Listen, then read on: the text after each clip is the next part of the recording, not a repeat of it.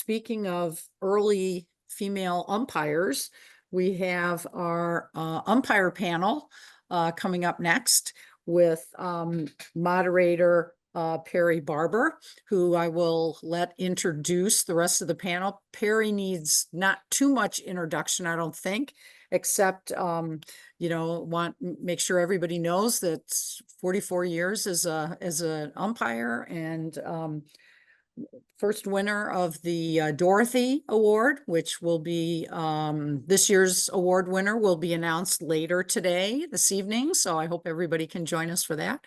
So I'll turn it over to you, Perry, and thank you everyone for being here. Yes, thank you everybody for being here, especially me, because it's early where I am in Las Vegas. And thank you so much, Greta, especially because there's so much about the previous presentation and what we learned about Christine Wren, who at the time was the only active working female umpire in all of professional baseball, because Bernice worked only the one game and that was it. And then Christine, as was pointed out, was very much on her own. And as Amanda also pointed out, she saw the writing on the wall. She made a very practical decision. She didn't hang on to an impractical dream. She saw the future, and it did not include her. But I want to thank Amanda so much for including her in your presentation, because what she did was so important for the women who came after her, for Pam Postema, because back then it was just one at a time, every 5 or 10 years. And those women were hung out to dry. They had no support. There was no infrastructure, nothing. They were on their own, and they struggled and they did their best, and bless them for it, because if they hadn't, we wouldn't be on the cusp of being about to see the first female major league umpire, which I was hoping was going to happen this summer, but probably definitely next summer. I'm predicting right now that Jen Paul will be brought up as a vacation umpire next summer.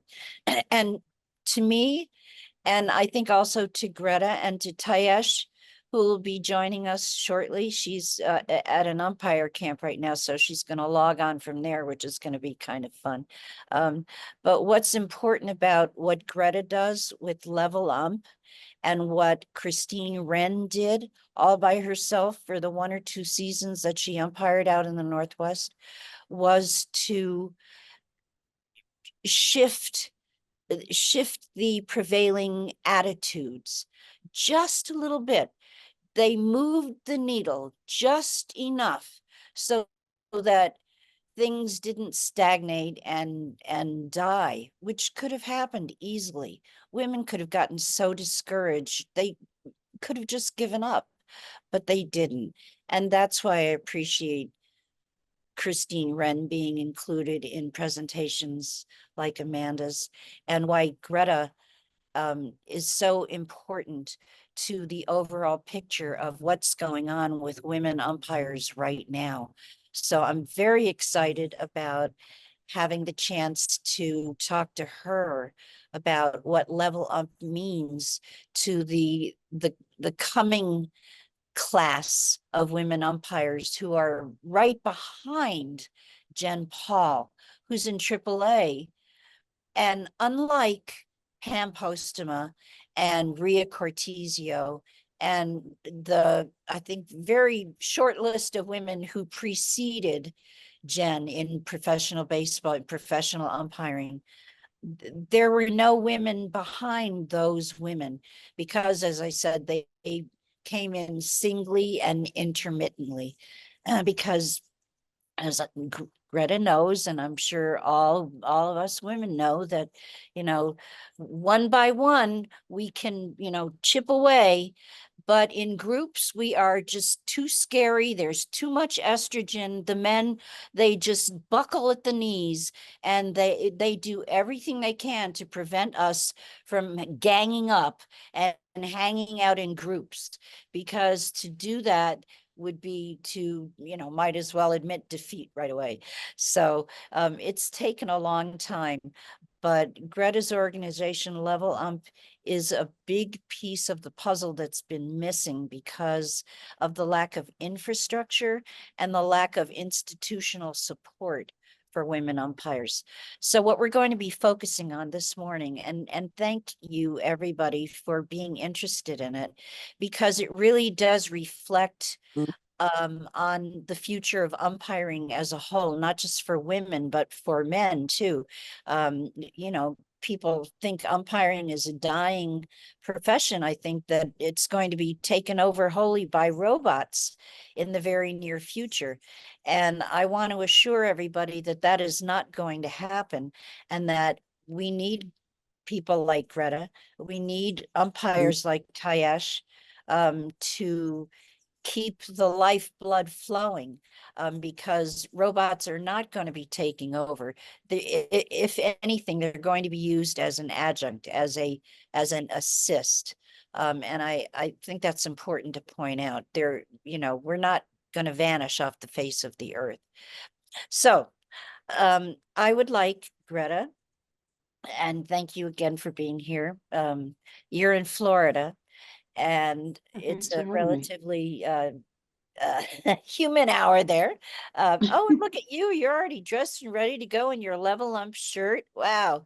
And so what I would like you to do, if it's okay with you, Greta, is to tell us a little bit about your individual journey to umpiring, because it's very unusual.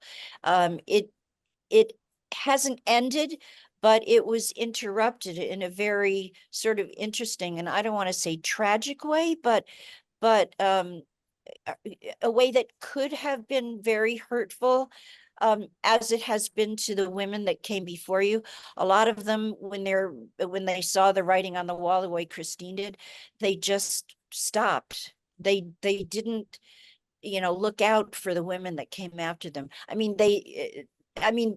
not going to say they abandoned them, but they didn't do what you have done, which is to create something solid and, ubiquitous, that's there for anybody who needs to know, how do I do this? Who will help me? So tell us about it. Sure. Well, thanks for having me. This is really exciting. Yeah, I think, becoming an umpire is kind of a weird thing to do, right? Especially Yes. for a woman. Yes. And certainly it came Now, about I started in Little League. strange. Is that where you started? I started in No, Little League. No, you didn't. no. Okay. That's awesome. I had never umpired a game or one pitch before I went to professional school at Harry's. I'd Wow. never seen a pitch before. I'd never been an umpire at any level in any sport for anything. And I went to the Wendelstedt Umpire School. So why did you want to go to umpire school if you'd never umpired? Well, like I'd venture to say everyone on this call, I love baseball. It's my favorite thing. I love it so much. And when I was a little girl, they didn't let little girls play. And so I had never been able to be a part of the game that I loved, aside from keeping score, which I did religiously. But in 2018, I read a story online about the two women at that time who were currently minor league umpires. And so it had a picture of Jen Powell, who we just talked about, and it had a picture of Emma Charlesworth Sealer. And they were both in uniform, and they both looked so cool. And I thought, oh my gosh, I've never seen that before. You mean a woman could do that job? And it wasn't that I didn't believe women couldn't do that job. I just never thought about it. If I had thought about it when I was a kid, I would have said, well, if I can't play, then I'm going to be an umpire. I just never saw a woman umpire until 2018. And the minute I did, I went, I want to be her. How do I be her? And believe it or not, it's kind of hard to figure out how to become an umpire if you Yes. don't know any umpires. It's not something regular people know. It's not something that I could just Google and get, reasonable. And, everybody had their 2 cents, but there was no like authority saying, here are some steps that you should take You're to right. become There's a more good umpire. information about how to become a professional umpire than there is about how to become a little league umpire or youth umpire or the leagues that lead up to entry into professional baseball. So thank you for pointing that out. It was tough to figure out. I didn't know what to Yeah, do. So I yeah. just Googled, how do you become a professional umpire? And it said, well, you got to go to professional umpire school. So I Googled professional umpire school. Well, there are 2 of them in the United States. One of them is in Ormond Beach. It's the Harry Wendelstedt School for Umpires that Perry and I both went to. The other one is the Minor League Umpire Training Academy, and that's in Vero Beach, Florida. That's a newer iteration of one of the older schools. And Major League Baseball owns that school. So umpire school is kind of expensive. At the time, they were running, and still are, Major League Baseball runs these one-day umpire camps. If you just Google MLB umpire camps, you can find their schedule. They're done for this year, but next year they'll run some more. The idea there being it's a one-day camp. You go and you try out, you do some drills in front of professional umpires. And if they like you, they invite you to professional umpire school on a scholarship, and they pay for you to go to school. So that's what I did. I went and tried out in Houston at the big league ballpark. I had never umpired before. I had never worn an umpire's uniform before. And that was the first day I ever put one on. And I went and tried out. And a few days later, they gave me a call and they said, do you really want to be an umpire? And I said, yes, I do. And they said, okay. And they sent me to school. So I ended up getting to go to professional umpire school. And that was the first time I'd ever seen any pitches or done anything. So it's a little bit weird way to do it. But it worked out well for me. Weird, but absolutely amazing that you seem to have such an aptitude for umpiring that they recognized your talent right away. Well, I'll tell you a Me, I had to secret. convince people. It took a long I'll tell you time. a secret. They put you in a line to do these drills, a long line, because there's a lot of people there. I think there were like 175 people in my first camp, and only Yeah. 3 of us were women. One of the other women there was Isabella Robb, who's currently a minor league umpire. So we were Yes. 2 of the women that were there. I just got in the back of the line. So there were 20 people in front of me, and I would watch them mess up 20 times. And then I'd say, well, I'm not going to do that thing. I'm still going to mess up because I don't know what I'm doing, but I'm not going to do these 3 things that everybody else seems to be doing. I'll do something else wrong. So I kind of, tried to I figure it used to out. do that too at umpire school. But with me, it was always a problem because my last name begins with a B. So I was They put put you in up the front. in the front row. So I couldn't get away with that much. So that's fascinating that you had literally no experience before you went to school, but you showed such an aptitude for the craft of umpiring that you were selected from among more than 100 people to go to school on a scholarship. And then what happened?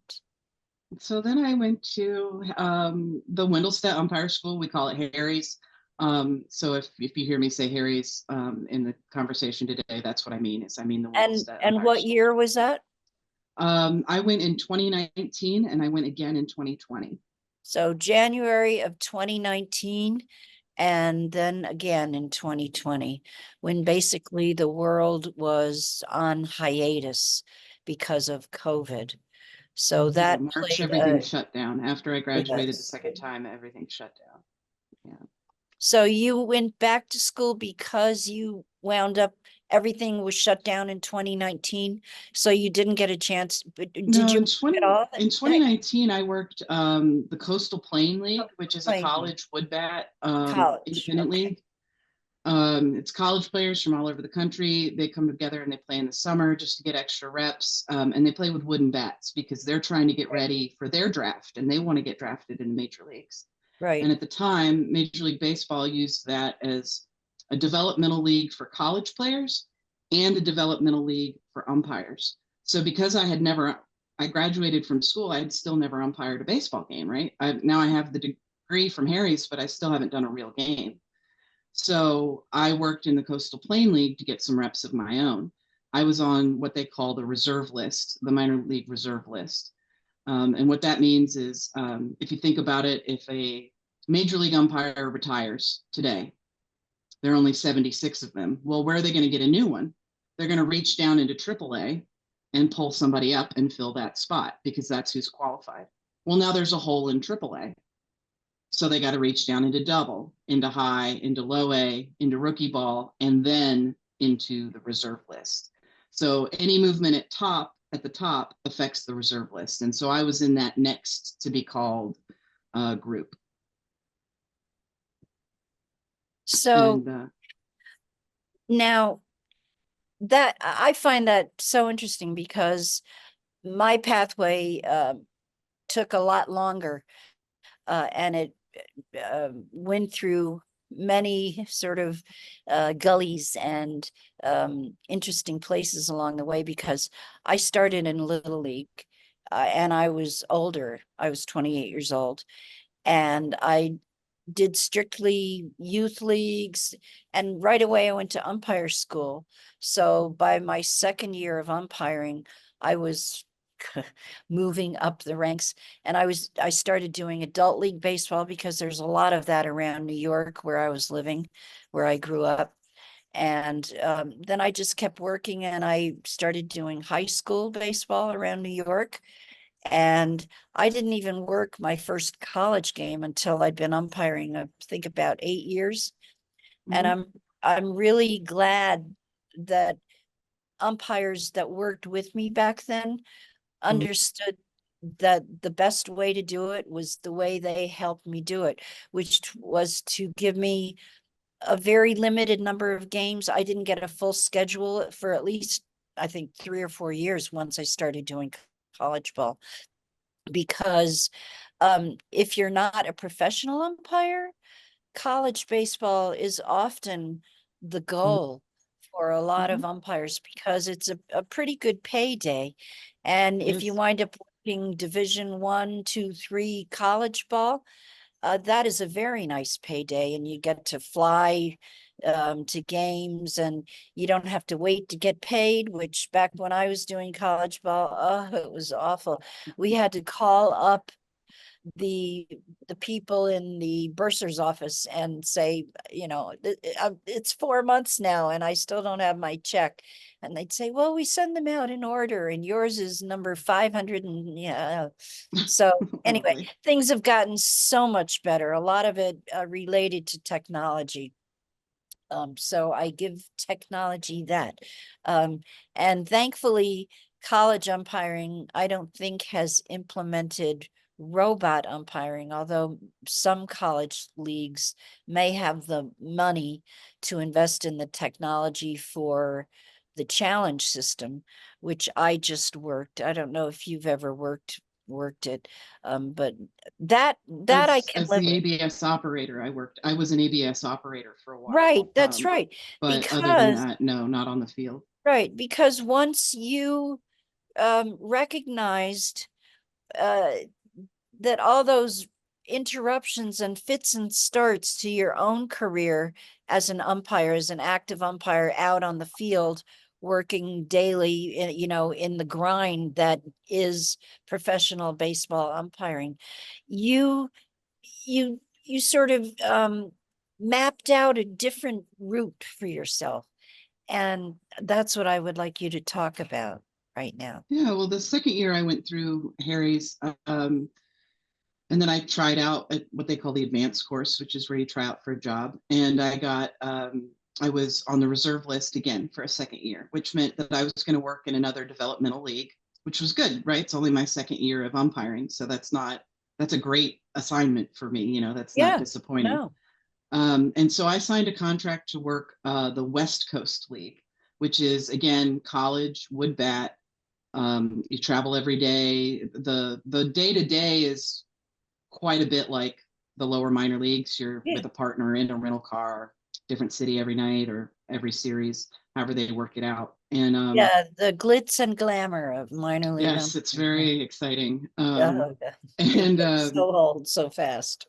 I was really excited about it. And I signed that Yeah. contract thinking I'm going to go live on the West Coast all summer and do baseball every night. And this is cool. You know, this is my dream. And COVID shut the league down. It shut everything down. And so I lost my contract because they didn't have any there wasn't any baseball to work. And of course, none of us knew how long that was going to be. You know, at the beginning, we thought, well, is it going to be 6 months? Is it going to be 3 years? Is it going to be 10? You know, nobody knew when anything was going to come back. So it was pretty hard to plan for what you're going to do next. If you, especially, I'm a little older than the general candidate for rookie level minor league ball. So the clock was kind of ticking for me. So I held on as long as I could, and which was like a year and a half, and then had to go back to work in regular work at an office job. I hated it. So I tried to get back into baseball. And the way that I could do that at the time was to be an ABS operator. So ABS stands for the automatic ball strike system. And that's what you will see called in the press as the robot umpire. This is the system that calls the balls and strikes. So if you see that employed at a baseball park, the way that works is that the computer system maps the pitch as it comes in. It's very quick. It's quicker than I thought it would be with the call. There is an operator up in the press box who has a headset on like this. And the umpire, depending on the night, challenge nights are different. But if it's an ABS only game, the umpire has a little radio on his belt and that runs with an earpiece that runs through the uniform and into the ear. When the computer makes the call, the tech operator, which was me, and the umpire, the plate umpire, are the only two people in the stadium that hear the call from the computer. And actually the voice on the computer is a pretty closely held secret. Not many people have ever heard the voice. But the voice will say either ball or strike, and then the umpire will mirror whatever the computer has said, unless it's a challenge night. Challenge nights are different. On a challenge night, I'm the only person in the stadium that hears the voice. The umpire calls what he or she sees. If there is a challenge, the umpire will turn, look at the plate, look at the press box. The sign for that is to tap the top of your head, which tells me they need the call. I open a radio. They still have an earpiece in, but they don't hear anything except my voice. Who can challenge? Not everybody can challenge, right? Just like the catcher, the batter, the batter, and the pitcher. I think pitcher, okay. Or the catcher and the batter, probably, because the pitcher will just tell the catcher and then he'll challenge. Okay, so catcher, batter. What about manager? Manager can't challenge. I don't know that. I didn't do anything unless the umpire told me. That was up to the umpire to decide. Like I said, I haven't had to do that on the field. But once I got the signal from the umpire, I would open my radio and I would either say ball or strike, whatever I had heard the computer say. And then the umpire would turn around and either switch the call or confirm the call. So it was pretty interesting. And it was a way for me to get back into baseball. So I did that. Can I just ask you one quick question?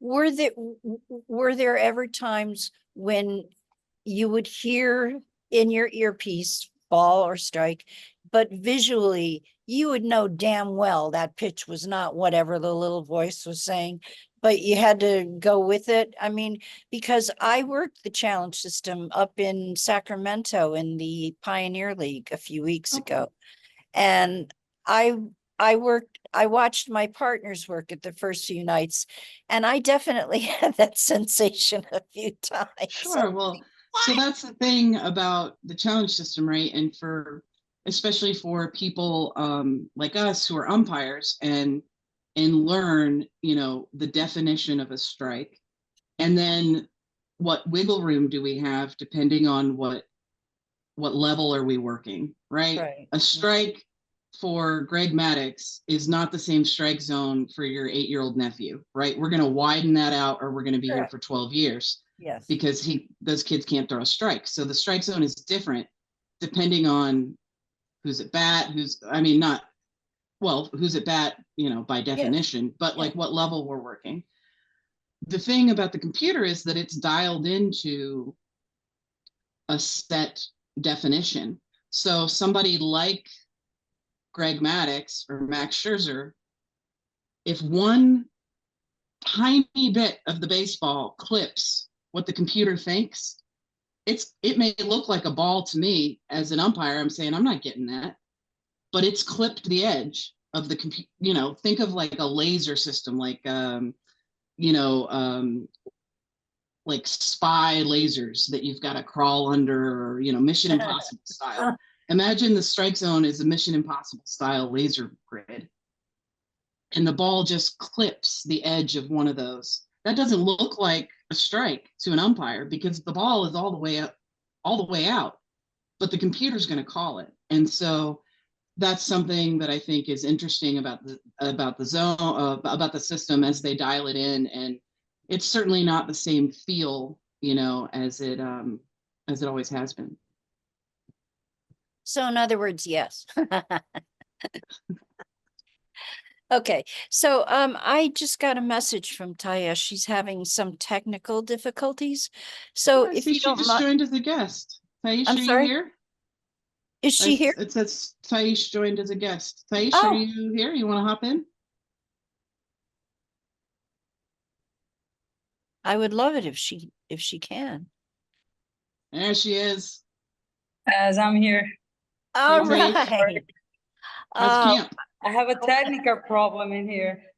Oh, look at you. Now tell us what you're doing. Now I'm in a training, umpire training. I'm on the field and we are here, look. Okay, look I at don't have that. the buckets. This is what we live for. We try, right? I'm in here. I'm in umpire camp for a day for in Puerto Rico. So I'm one of the instructor in here now. We tried. Well, thank you so much for joining us when you're working, Tiesh. It's so cool. I love this, that you're there, carrying on the tradition, which is so overlooked, the tradition of women passing along their love for baseball to their daughters, to their girlfriends, to their nieces. So this is very special that you're joining us this way. Now, I just want to tell people briefly how incredibly special you are, and how special it is that you're joining us. Tiesh is a very she's a very respected baseball player. She was playing baseball and softball when she was growing up in Puerto Rico, and she played in a professional league, and she started umpiring 15 years ago. Is that correct? 15 years ago, literally. Yeah. So unlike Greta, she did not walk on cold. She had a lot of experience under her belt. And from what Greta has told me and what I've seen, it shows, because you have solid, mad skills. And I have just been very impressed by what I've seen from you. And I'm so happy because you are Greta's protege, the avatar of Level Ump, which is her organization, and you've gotten a lot of support from Level Ump. And if you would just talk briefly about how that's helped you to get to where you are and where you are right now in the umpiring hierarchy. Now, Perry, I want to tell you something. I'm Tiesh Diaz, the umpire, the really good umpire, because Level Ump helped me to go to school, right? Because we know, we can know something about the umpire, but we can't, but when someone can help you to go and you have all the help, and you have somebody who help you to get in the school, and you look from the other side, because I'm a player too. So I look to the different side now. And Lebanon helped me, give me the opportunity to go to school. Then I do my job.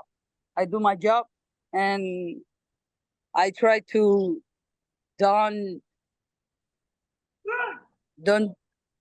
like do the best that I can to be on the field, on the higher that I can. And it's almost the half of the way. I need to be better every day, every time. But you need to be better. Well, that's what I love about what you're doing right now, is because you're instructing at this 1-day course, but the learning never stops. And I'm sure you and Greta, I mean, we all teach, but we also learn. We go to clinics. The education never stops, especially with umpiring. And it's not just about the new technology, it's about new techniques, new understanding of the power of communication out there, the importance of communication, not just amongst ourselves as a crew or partner, 2 partners or 3 partners or however many we are out there, but with the players and the managers and the other people that are involved, the grounds crew, the general managers, because we have to work with them in situations that involve weather or, potential risk. So all of that comes into play. And the support that you've gotten from Level Ump is something that makes me so incredibly happy. Because when I started in 1982, there wasn't such a thing, and there were very few other women. And I love that it was pointed out that if you see, Greta, you said you saw those 2 women umpiring, you saw pictures of Emma Charlesworth's Sailor? Sealer. I should know by now. Emma Charlesworth Sealer and Jen Paul, and that they inspired you immediately. And our keynote speaker tonight, Jean Fruth, has a film about that exact thing. See her, be her. And it's a big saying in girls and women's baseball. If you see her, you can be her. And not that you can't be her, even if you don't see her, because somehow I managed that. And so did a lot of the women that umpired back in the 1970s and 80s, who set the table for you and Tiesh and other umpires that are umpiring right now, including the 4 women that are going to be in Durham, North Carolina, of whom Tiesh is one. We're going to be a crew of 4 professional women umpires, and Greta, you will be there with me. We're going to be the backups in case somebody gets hurt. Which happens a lot. I have actually been working with a broken wrist, so hopefully that doesn't happen in Durham. But that is, yeah, and I'm so excited about having you there, Tiesh, because I don't know how much baseball you've worked with women playing. Have you worked any at all? Women baseball? I do the Trailblazer. I think Greta, the Trailblazer. And yes, she did the Trailblazer series. Okay, so you have done some. So the caliber of play that they can achieve. Oh, sorry.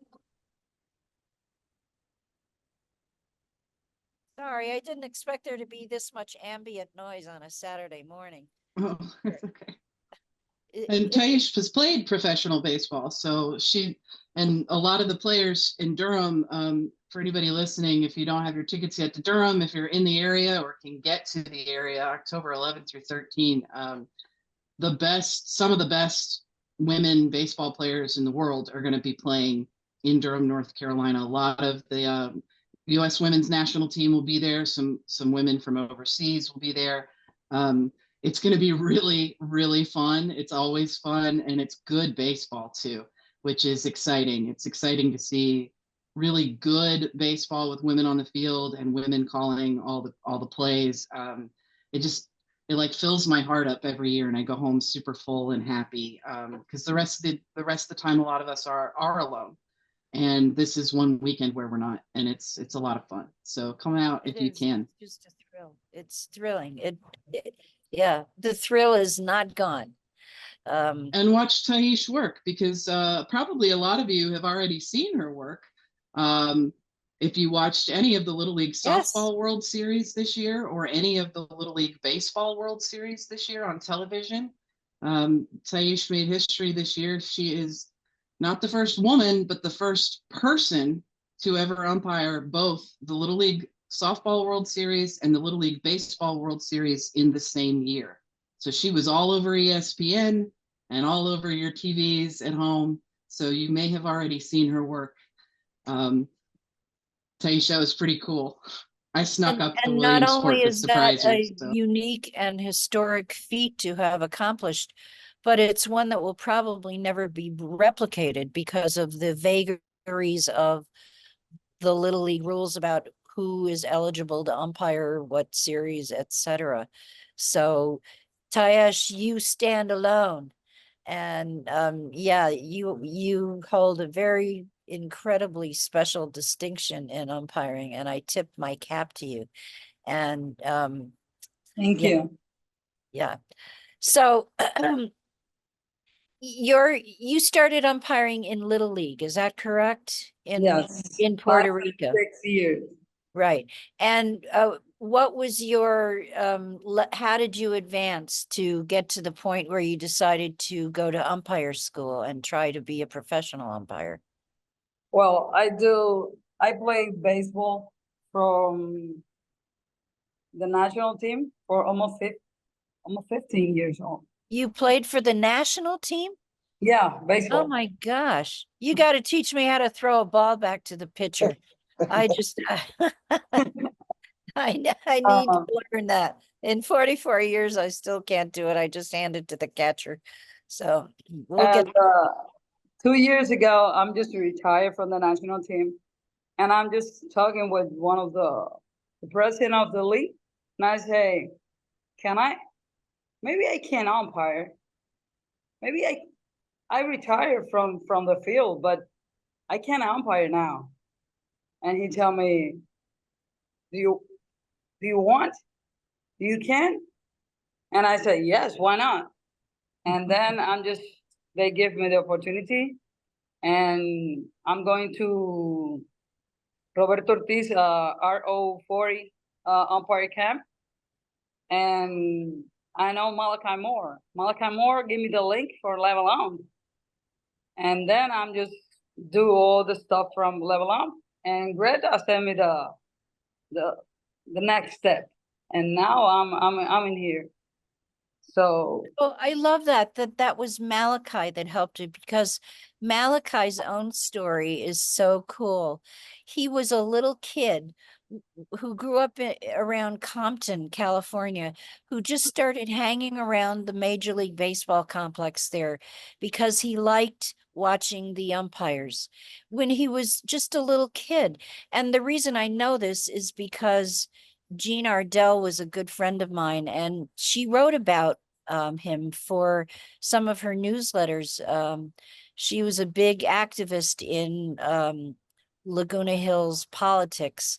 And while she was writing her books about women's baseball. This is the man who gave me, look. Malachi is, who's that? This is Roberto. I'm sorry? Hey, Roberto Roberto. Ortiz. Hey, thanks for How's joining it going? us. Very cool. Where we having here our camp. So I just want to say hello to you guys and thank you for everything you guys are doing with Tiesh. Hey, thank you for doing what you do and keeping the lifeblood of umpiring going with, by teaching young umpires the right way to do it. and how to, be the best they can be out there on the ball field and off it too. Yes, So ma'am. thank It's an you. honor. It's an honor to do that. Thank you, Roberto. I'll let you guys go. I just want to say hello to you. Appreciate Roberta. that Have a good very camp. much. Have a All great right, a day. guest appearance. Thank you. Oh, that was so nice. This is the only Puerto Rican in MLB umpiring in MLB, Puerto Rican one. So he's always with me. He's always he always teach me. If he don't answer me, I'm just call Greta or call somebody, and we teach each other. We help each other. Exactly. In here. And that goes to the importance of mentoring, which is what Level Ump is all about. And I can tell what Roberto is all about. And that is so very important, because if you don't have a mentor or somebody to give you a boost, or to say, look, you may have had a bad game, but you'll have 5 good games coming up. It's very easy to get down and get discouraged, because people yell at us, they yell at us. And, it's not because we're bad people, it's because we're human and we make mistakes, except for me, I'm perfect. But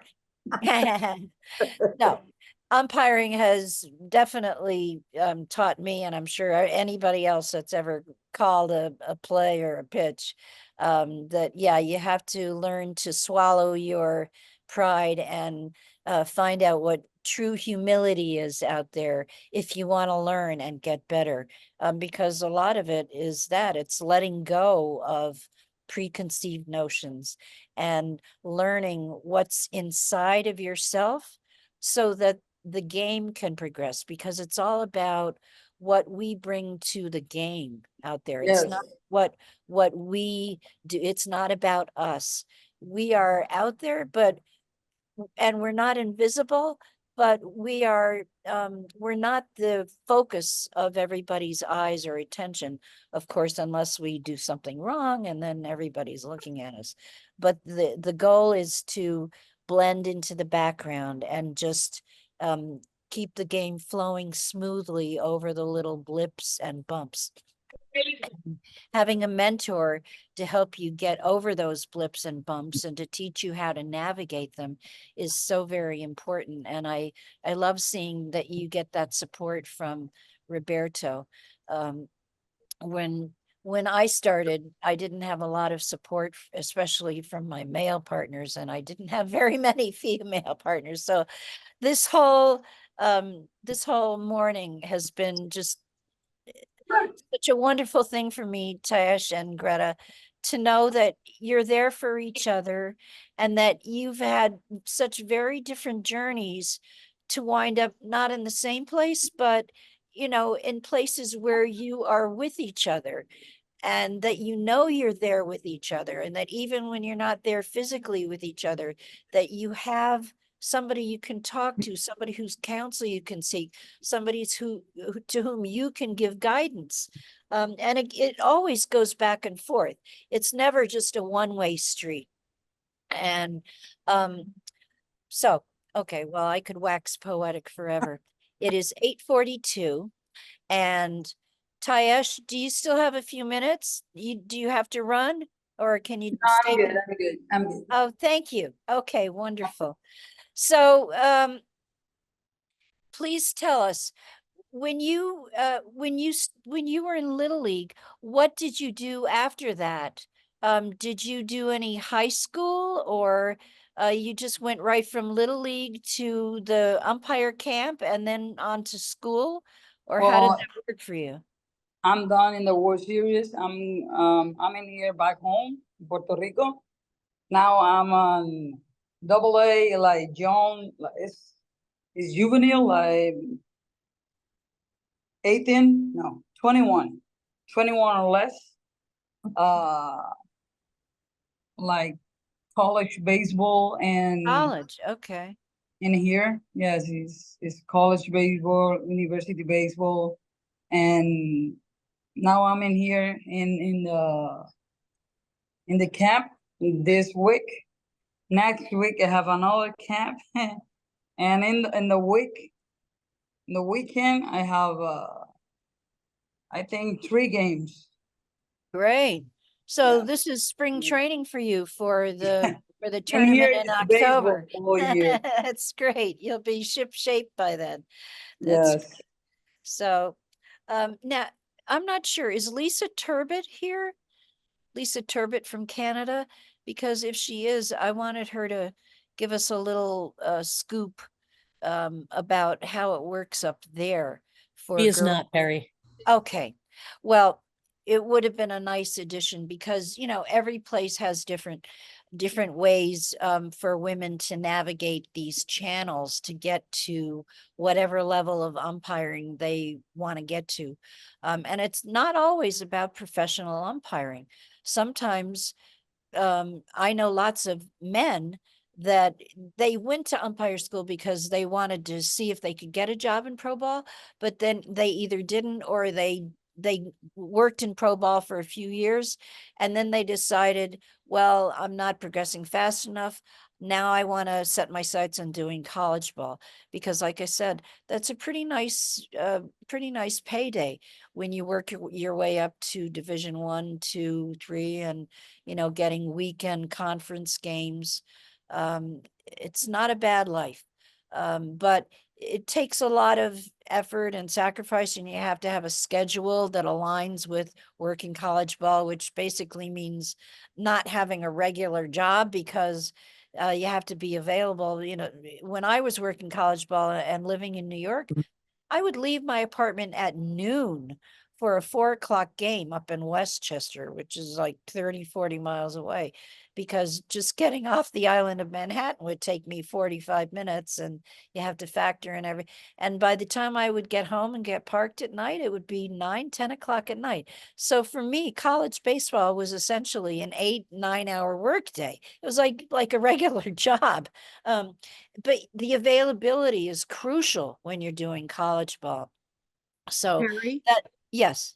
I wonder if Greta could tell us a bit about what Level Up is and does, and then maybe Yes. Tiesh could tell us how it specifically helped her. Yeah, thank you for Sure. leading me back. That's okay. Okay. Yes. Sure. So I'm the president and co-founder of Level Up. We're a 501c3 nonprofit. And our mission is to support and as well as we can across a variety of different sort of campaigns, and I'll explain that in a minute, support women and other underrepresented groups of people in umpiring. If you turn on your television and you think of an umpire in your mind, there's, you know, one way umpires have looked for most all of history, right? Is a white man. And so Level Ump was founded to help support those people who don't necessarily fit that mold. There's nothing inherent about being a man or being white or being American or anything like that that lends itself to being a good umpire, right? Our job is to, at the end of the day, an umpire's job is to protect the integrity of baseball. And so anyone who loves baseball and wants to work this job can do it and is capable of doing it. It's a fantastic job. It takes a certain kind of person to get yelled at all day, but that doesn't have anything to do with gender, race, or class, or age, or anything. And so we started to see that, you know, these one-day camps, there's only so many people that MLB is going to scholarship in. There's only so many people that are going to get invited to this or that.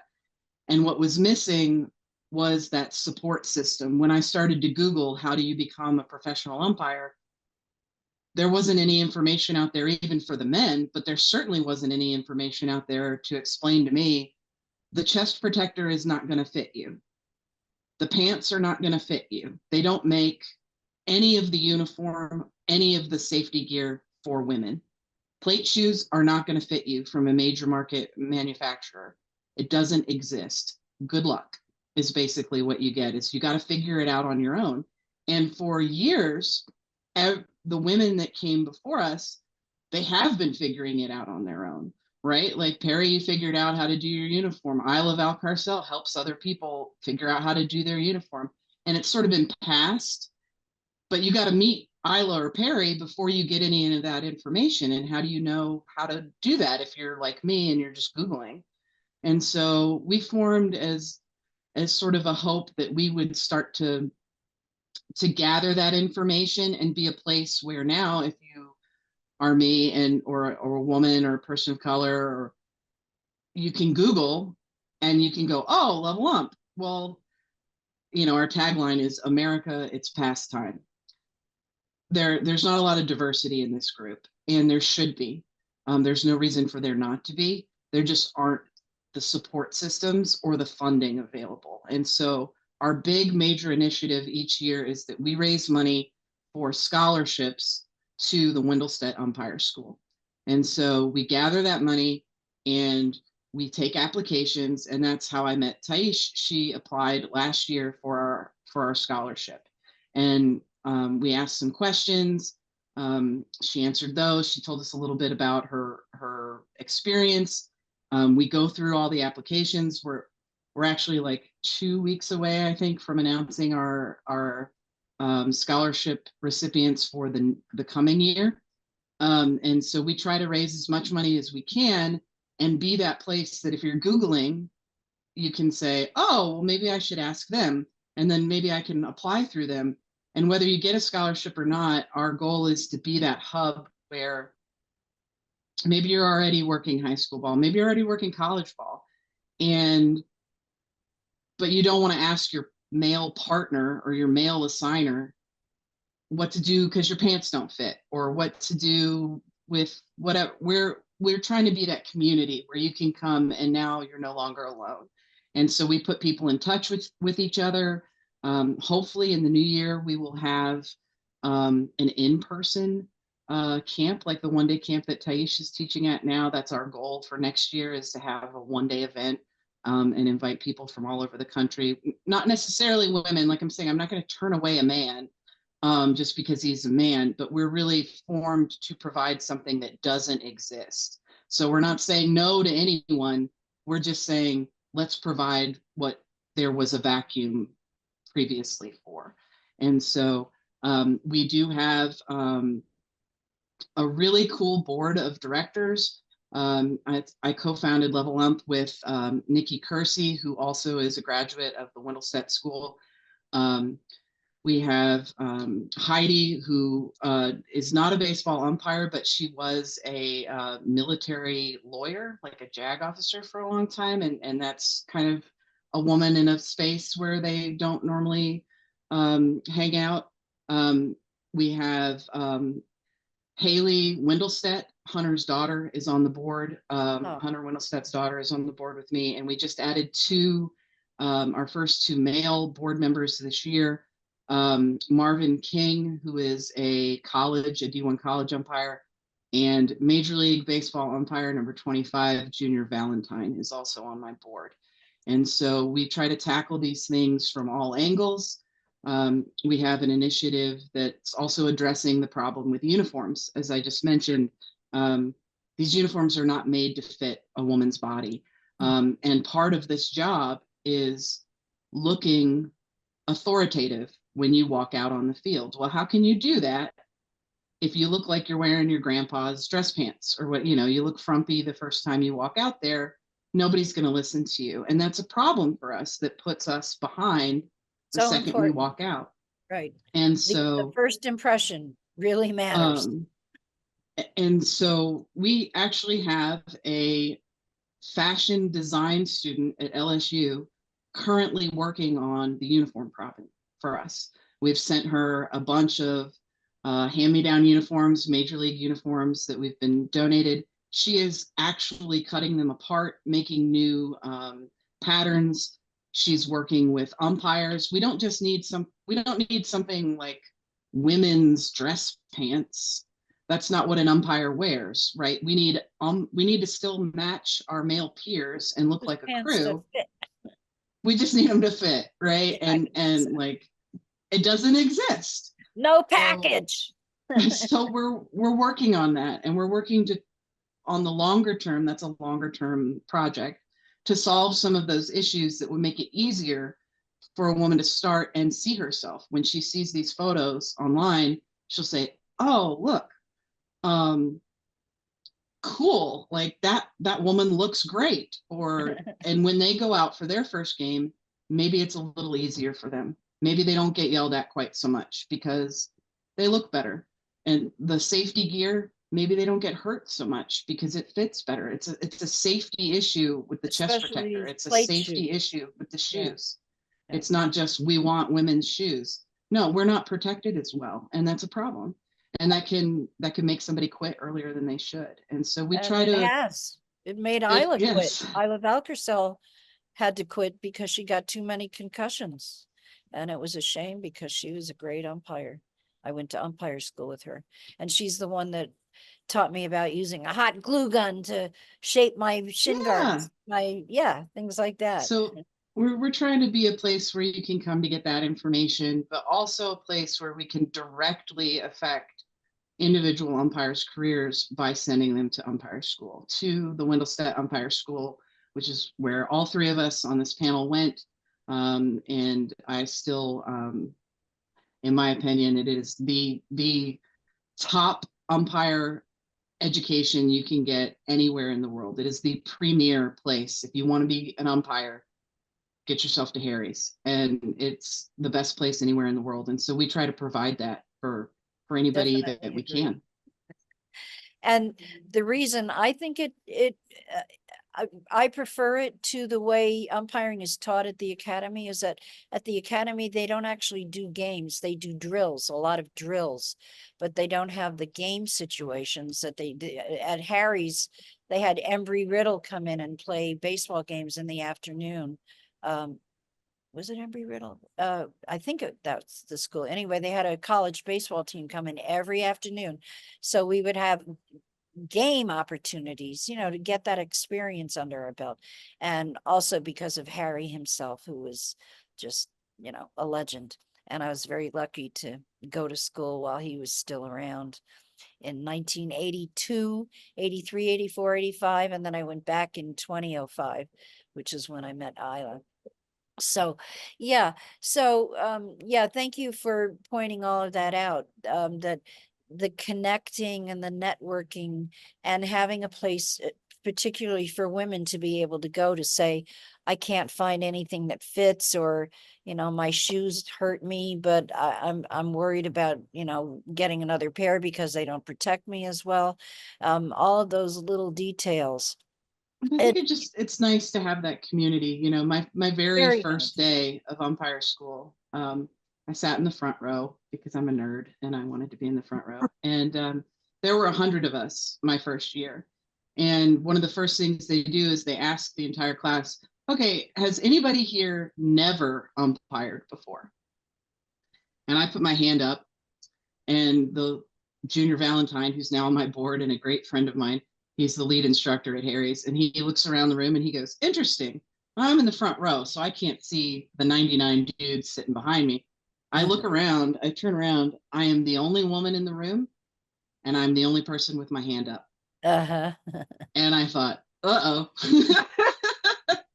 Like, this could get weird. And it didn't, because Harry's is fantastic, and I have lifelong friends like we all do once we go through there. But I wanted, even though it wasn't that scary for me, I come from a background of working in spaces where I was the only woman.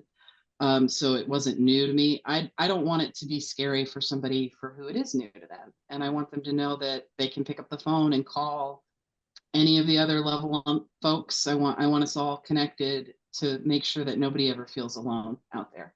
Yeah, thank you so much for doing that.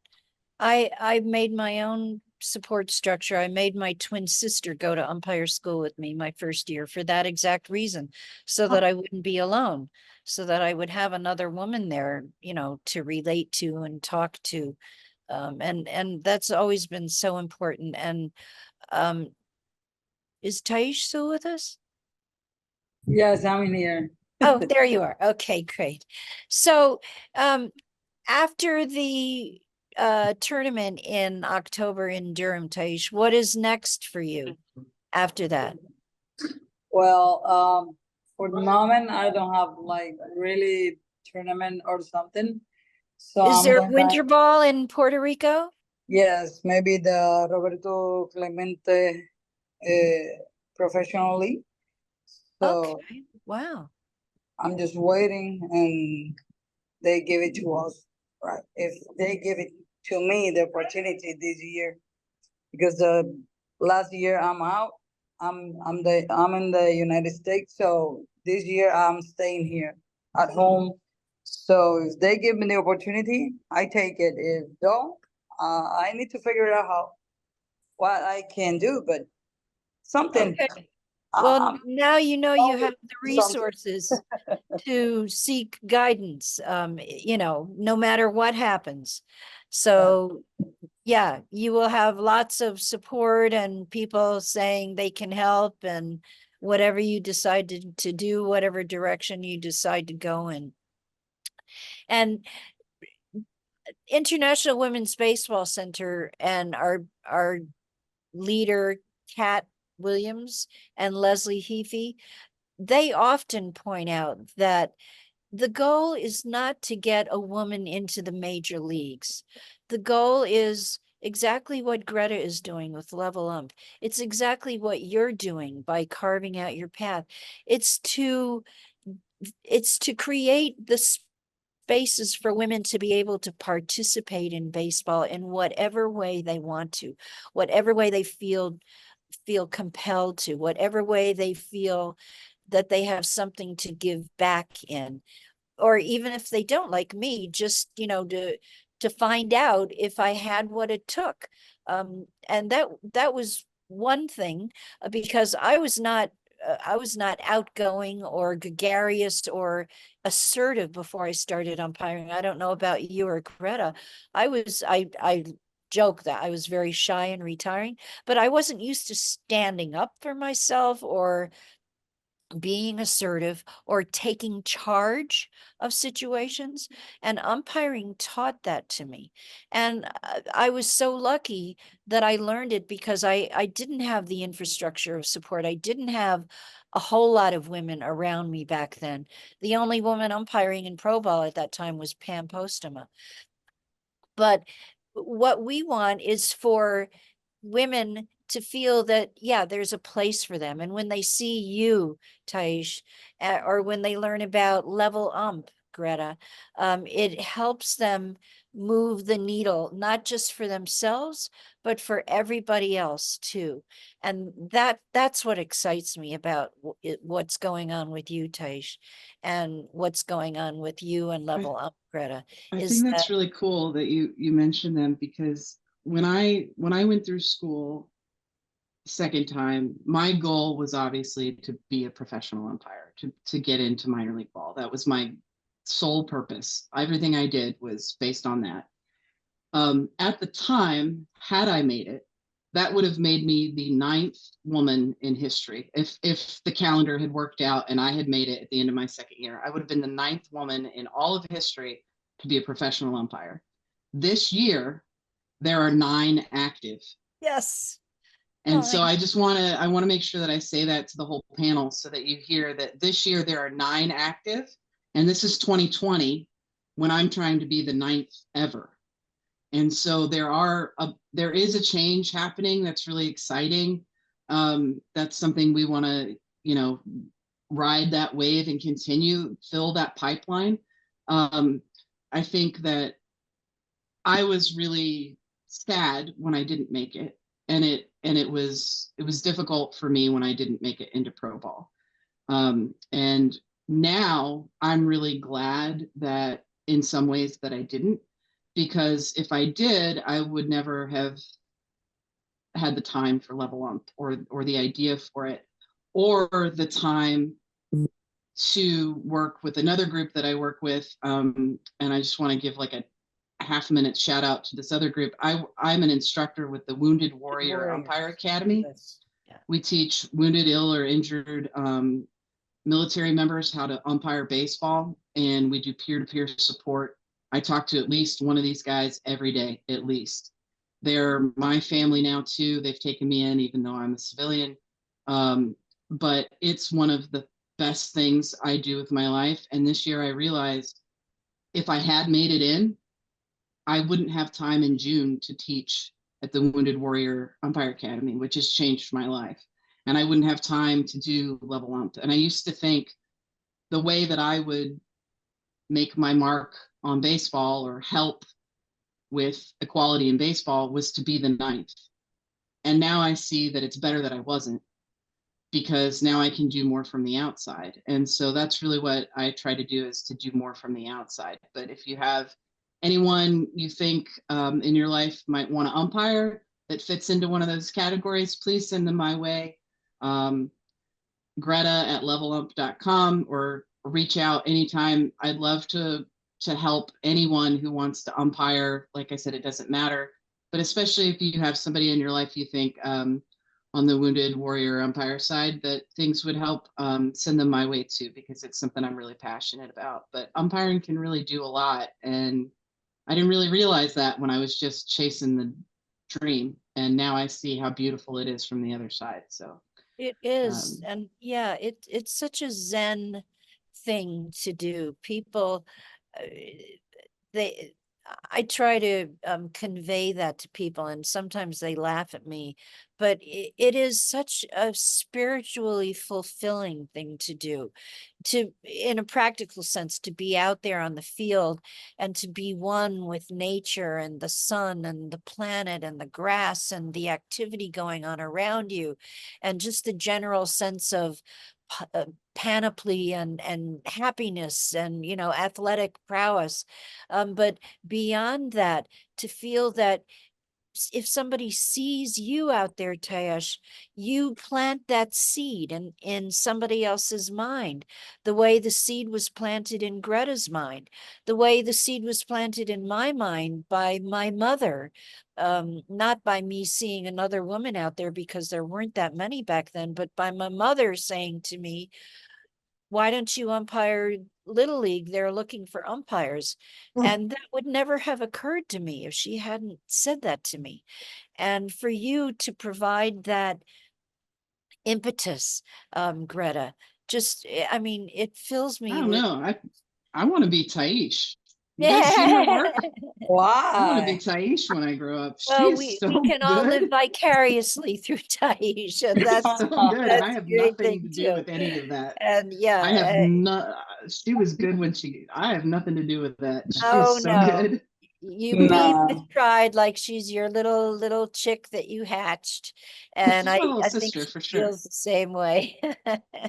We actually have a question for Taish to Great. explain a little bit about who's there at the camp you're at, or, you know, who's there with you? What group of people are you working with? Well, in here is a camp in Maya West, because we go like southeast. We live in an island, so everybody know each other. But sometimes if you do a camp in San Juan, somebody from Maya West can go, and we just turn like in here in different spot, right? In here have a minor leagues partners, like they are retired. They have the opportunity to go to school, and they are here teaching with me. Roberto Ortiz is a MLB guy, is a big one. And here I have one, I think I have one girl in here, 6 foot. So she don't know nothing about umpire, but she plays softball. And she say, if you do it, I can do it. I say, okay, you want to come? Yes, okay, come. And now she's, I think, let me see if you can see it. She's right there. Oh, check it out. Look at that. Okay, wow. Right Wow. there. Nice. So So these are adults who yes. want to umpire at a variety of levels. Yes. And here in Puerto Rico, we don't have like Harry Wendelstedt School or MLB camp from a month. We just try to teach and take our knowledge to these people from the leagues, from the little leagues, from Oh, the that's leagues beautiful. we have in here. That's cool. That's very cool. That's beautiful that you do that, because then they have the opportunity to apply and they already have the skills that you've taught them to That's help them. I'm always appreciated, and I'm really, really, really. I don't know how I say this. I love Greta because Greta changed my life, and she picked me to go to school. She changed my life because in Puerto Rico we don't have a really, really cool. We have like Roberto Tiesh camps, just clinics from different people, but they don't have like the real time to teach you the ground rules, the books, everything. They don't have the time in here. They don't have the real money like. Yeah, it takes time, money, and effort. Definitely, different approaches. Yes. And that's why what you're doing is so important, Taish. And thank you for doing that so that other umpires have opportunities that Greta opened for you. So keep it going. Look at Appreciate that this. so much. Look at this little kid in here. Yeah. He have 8 years old too. Oh, that's so Oh, wonderful. wow. Yeah, it's a good thing because we just have and give the opportunity to these people then have the money, the real money to go to school, to know and help to be on the umpire side with the knowledge, with the real knowledge. The real knowledge. The umpire knowledge is the real knowledge. Yes, because you know it's more management stuff on the field than the rules. So Yeah, you can only sometimes learn, they only don't learn, they don't know it. can only learn so much from the books and the rules. You got to learn from the people who have done it to really know the most, right? Yeah. Yeah. Well, I think we're approaching the end of our allotted time, and I just want to thank you, Taish and Greta, so much, and Leslie for offering us this slot. It's so much fun every year getting a chance to let people know what goes on, in the on the inside umpiring, and now to know that these resources are available, that it's not a closed loop. It's an open pipeline now, and it's going to keep going because of Taish and Greta and a lot of other women that are, keeping the juices flowing. So thank you, everybody, so very much. And Taish, I'll see you next month. Very excited about that. And Greta, I'll see you next month too. Yeah, I'll be And there. appreciate everybody's tuning in and being interested. And now you know where to go. There you go. IWBC is a resource, and so is Level Up. And all of us are really appreciative of people's being here and supporting us. And thank you so much.